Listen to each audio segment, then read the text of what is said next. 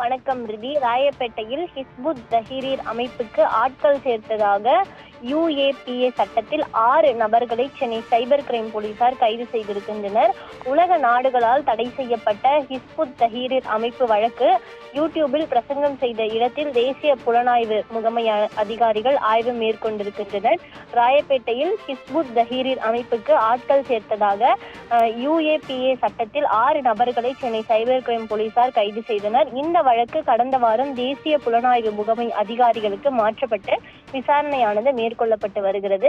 அந்த விசாரணையின் அடிப்படையில் கடந்த மே மாதம் ராயப்பேட்டையை சேர்ந்த டாக்டர் ஹமீது உசேன், அவரது தந்தை மன்சூர், சகோதரர் அப்துல் ரஹ்மான், அவர்களது நண்பர்களான முகமது மாரிஸ், காதர் நவாஸ், ஷரீப் அகமது அலி உமாரி ஆகிய 6 நபர்களை சென்னை மத்திய குற்றப்பிரிவு சைபர் கிரைம் போலீசார் பயங்கரவாத செயல்கள் தடை சட்டத்தின் கீழ் கைது செய்தனர்.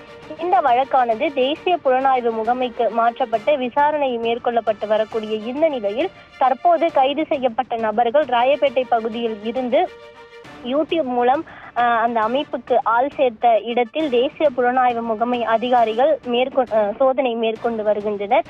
ராயப்பேட்டையில் இருக்கக்கூடிய ஜானி கான் சாலையில் உள்ள ஒரு தனியார் மண்டபத்தில் NIA அதிகாரிகள் தற்பொழுது இந்த வழக்கு தொடர்பாக சோதனை மேற்கொண்டு வருகின்றனர். குறிப்பாக 6 பேர் இந்த சம்பவத்தில் கைது செய்யப்பட்டிருக்கக்கூடிய நிலையில் இவர்களிடம் விசாரணை மேற்கொண்டு இருக்கக்கூடிய போலீஸ் NIA அதிகாரிகள் இவர்களிடமிருந்து தகவல்கள் வந்ததன் அடிப்படையில் அங்கு சோதனை மேற்கொண்டு வருகின்றனர். அந்த இடத்தில் ஏதாவது ஆவணங்கள் சிக்குமா என்பதன் அடிப்படையிலும் தற்பொழுது சோதனையானது நடைபெற்று வருகின்றது. இந்த சோதனையை தொடர்ந்து இந்த வழக்கின் அடுத்த கட்ட நகர்வு என்ன என்பது தெரிய வரும் ரிதி.